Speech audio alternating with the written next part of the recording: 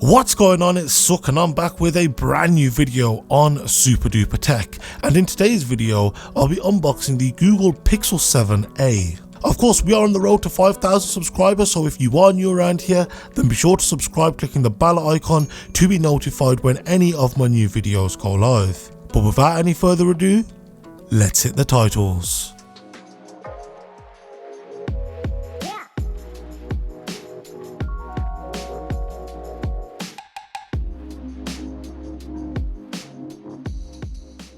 So first things first, let's get into talking about the pricing of the Pixel 7a. So it's available here in the United Kingdom starting off at £449, but it is currently on special offer on Amazon for £399. It's available in a range of 4 different colours: sea, charcoal and snow, and you can also get it in the coral color, although that's a google.com exclusive color. And it's also worth noting that there is only one storage model of the Pixel 7a. As standard, they all come with 128GB of storage. But that's enough about that. Let's crack open the box and see what actually comes included with the Pixel 7a.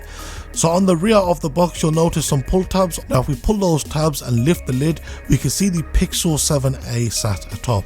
Now if we place that to a side, we get our first look at what other things come included with this smartphone. So firstly we have our documentation, which gives us further details on our limited warranty, along with some health and safety and regulatory details, along with further information on how to recycle our devices. And of course we've got our SIM card ejection tool. The next item to be included with the Pixel 7a is our USB-C to USB-C cable. Now this cable has an approximate length of around 1 meter, and lastly we have our USB-C to A adapter. And then of course we've got the smartphone itself.